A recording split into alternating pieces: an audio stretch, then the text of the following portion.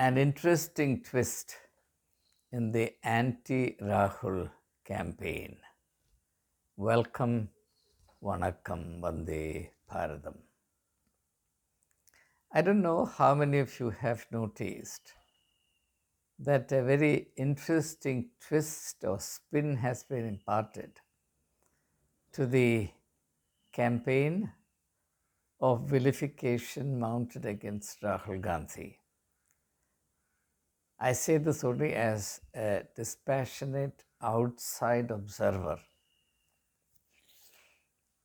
who has no particular agenda in defending anybody.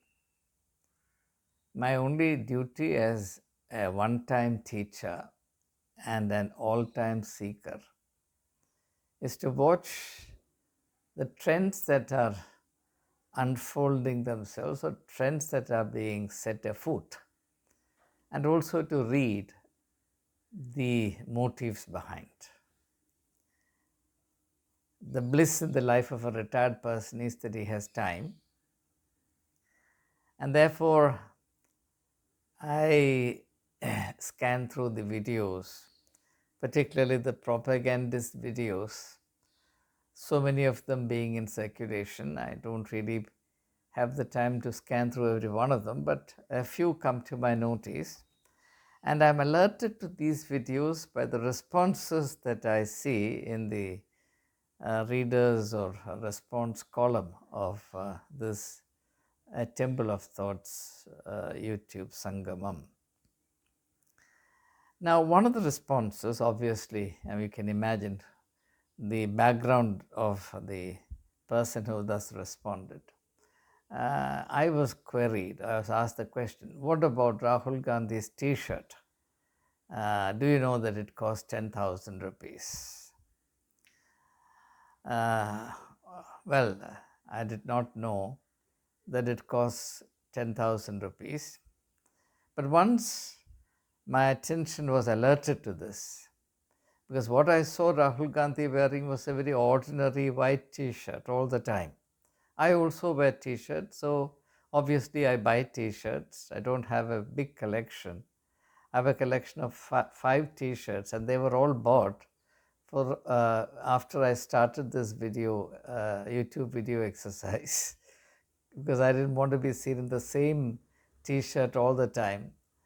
Before I began to sit in front of the camera of my smartphone, it didn't matter to me whether I had only one t-shirt or 2 t-shirts, but since my viewers have some expectations and they require of me that I maintain some standard, and it's my duty to respect their sentiments, I invested 4,000 rupees in acquiring 5 t-shirts of different colors. And you would have seen these t-shirts in the videos I've already done.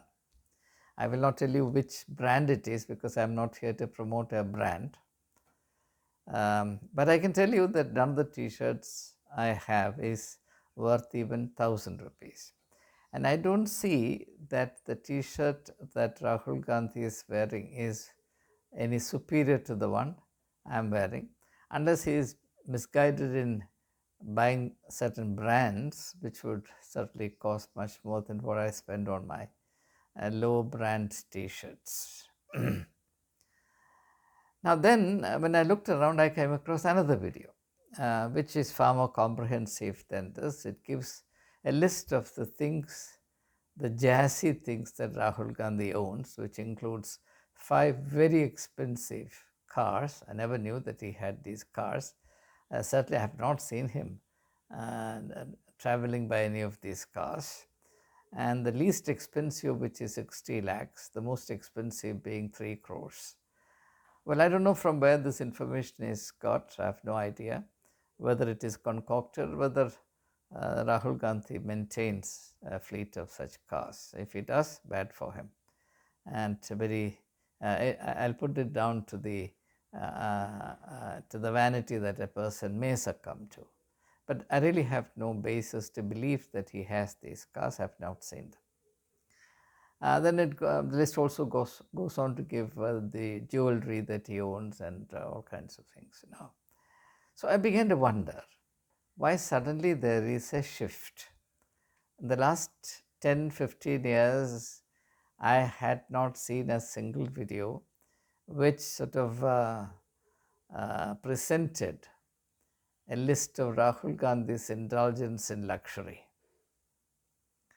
Whereas Sri Narendra Modi's proclivity to the good things of life have been the talk of the town. I never made a mention of it because I believe it's far too undignified on my part. I'm interested in ideas, not in things or human weaknesses. I will certainly refer to human weaknesses if they are related to ideas. My primary interest lies in ideas, in exploring them, encountering them, in deepening my ideas regarding each understanding of each one of them, and I look at events and personalities mainly as related to ideas or as entry points into ideas. So Rahul Gandhi's expansive list of expensive goods as attesting his proclivity to secret proclivity to a luxurious and wasteful way of living. So this is so the emphasis has shifted from Rahul Gandhi as a papu to Rahul Gandhi as a member of the glitterati, social glitterati. So this is the new emphasis. Now I began to muse, I began to think, wonder, search, seek to find out why this shift has become necessary. And I think I have some interesting, at least one interesting insight which I cannot but share with you. And that is, now I began to look into how successful resistance was mounted against the unrealistic and indefensible expansion of power, state power. And history tells me that only three factors have helped in arresting the dangerous expansion of despotic power.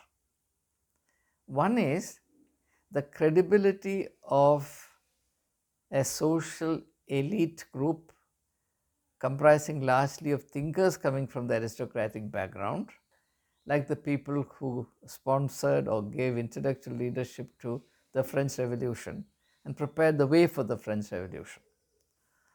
People like Voltaire, Rousseau, Montesquieu, and all that, many others. So that is one thing. The second group would be people who have something to lose in case power is allowed to expand beyond legitimate boundaries. For example, as in the case of NRC, CAA, there's a danger that a particular community faces. So people of that kind and their counterparts in history, there were many of them, they would have an interest. For example, the Jews under Hitler's Germany would have an interest in checking Hitler's rise to power, even if they are not able to do so. They'll do everything possible, but they will not be successful because of their numerical insignificance and their political disability.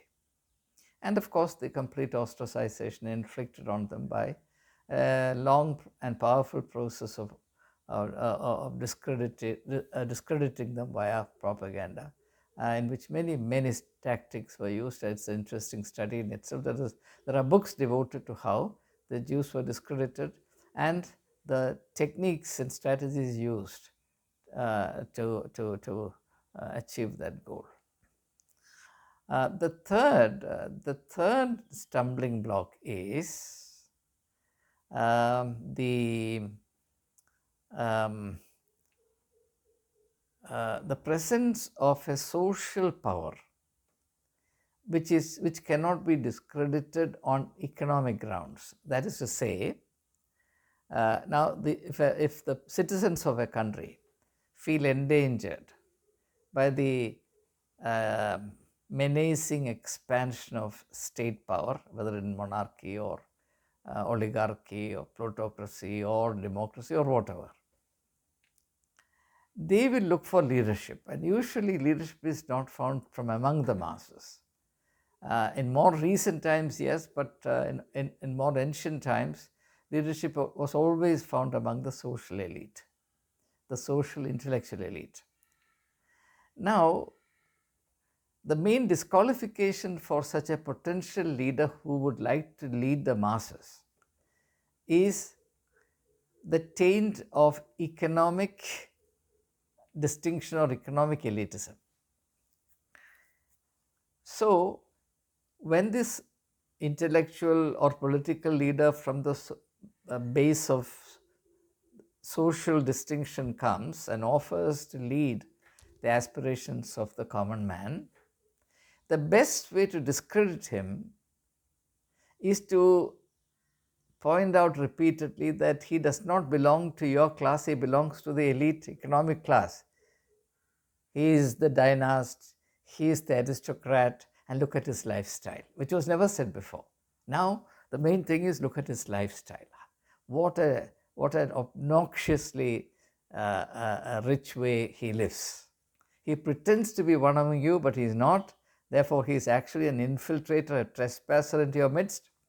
So, what has aggravated, what has intensified the need to unleash the strategy of discrediting Rahul Gandhi on the basis of his very allegedly expensive lifestyle is Rahul Gandhi's consistent effort to identify himself more and more with the common man. And of late, especially after assuming his responsibilities as the leader of the opposition, LOP, you would have seen this effort on the part of Rahul Gandhi increasing in frequency. And this is now capturing the imagination of people across the country, that he is the common man's man. He is the common man's man. He doesn't sort of present this image as an exclusive leader who exists at the dizzy heights of political power, social distinction, or intellectual claim, etc. Nothing of the sort. He is just the commoner out there who is very happy to identify himself with people of every walk of life, the man for you in your particular situation of life. Whereas Modi presents himself as a great leader who can be watched, admired, adored from a distance. Don't expect him to come and handhold you when you are in trouble. Don't expect him to visit even a state like Manipur where people have been traumatized for more than a year. Don't expect him to come and visit the victims of the Hathras tragedy, the Godman tragedy, or a train tragedy in which maybe 100, 200 people are killed, or people traumatized in any form. He's there to be seen, watched, adored, respected, supported, paid obeisance to. And Rahul Gandhi strikes a very interesting contrast by moving into the warp and woof of life, by becoming one with the people, identifying with them, himself with them in the aches and pains of life, in the deprivations and disabilities, in the anxieties and aspirations. He is one with them. So the point in this new spin to the old anti-Rahul propaganda is, look, he is not one among you. He pretends to be one among you, but in point of fact, he is not. He is deceiving you. Maybe he is like the fox in the old tale, which happened to fall into a basin with a blue dye. Therefore, he emerged blue from that basin, and people began to think that, he is some very special creature, and therefore even the lion in the forest vacates the seat for him so that this blue jackal, a blue fox, can sit there. But at midnight, when the other jackal's howl, this jackal also begins to howl. Therefore, the truth about his identity is revealed and he is chased out, that kind of story. So the warning is, look, he is not what he appears to be. Behind the scene, he leads a very luxurious life. But propaganda of this life, of this kind, will not know what to do with the Rahul Gandhi who chooses to sit in a middle class eatery in Delhi and eats a small piece of pizza, while all other politicians, including the treasury benches, other opposition parties, troop into the most luxurious wedding of all, the Ambani wedding. This contrast, of course, will never be addressed or even mentioned by videos of this kind. It will only focus on the expensive t-shirt he wears. And of course, nothing is said about the trousers, which obviously is most ordinary. The t-shirt also looks to me to be very ordinary. And as for the jersey expensive cars that he's supposed to have, I have not seen them, nobody has seen them. But obviously the people who make this video, people who are sponsoring this propaganda attack on him, they have seen all of this. Maybe even Rahul Gandhi himself has not seen any of these cars, but they have seen it.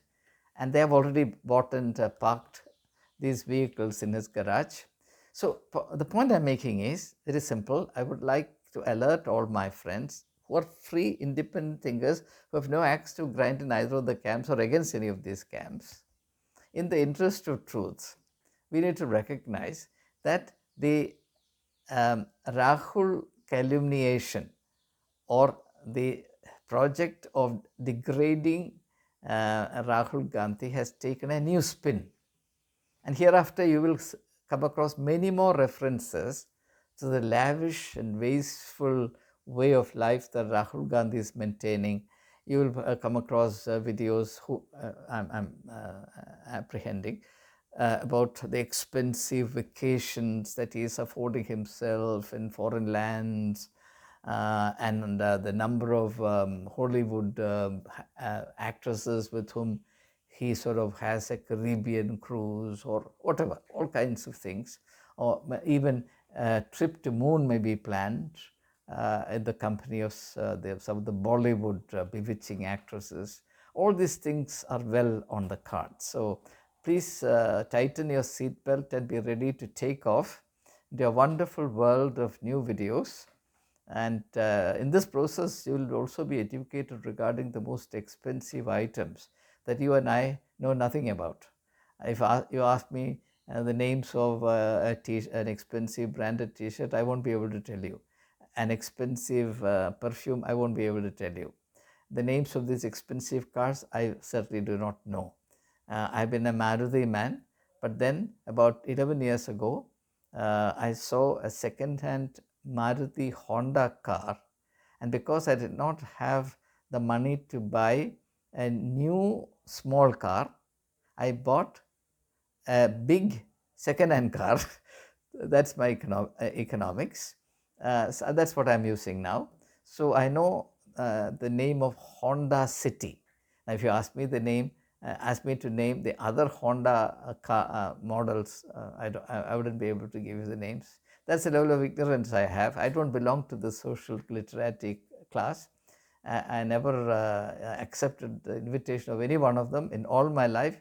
You can never see a photograph in which I am seen with somebody important, somebody this, somebody that. Yes, some people in the governmental context, because I have to work with the government. But social elite, economic elite, none. Not that I have not had invitations. I've had invitations in the past, but I could not bring myself to drink a cup of tea with any one of them. So I won't be able to give you a list of these expensive items and goods and all that. So anyway, please be on the alert. Very interesting to watch these things develop. And I'm happy to have caught this tendency, caught the spin early in its uptick. So watch out. You will see more and more of these videos. Thank you. Nothing very much, but it's actually entertaining once in a while to take note of the silly things that are happening and being put into public attention as though this is a great piece of education imparted to an otherwise illiterate public. Good for them, bad for the common man. And anyway, these things give us the opportunity to come together one time more with some more thoughts, some more insights into how things are done. Thank you. Jai Hind.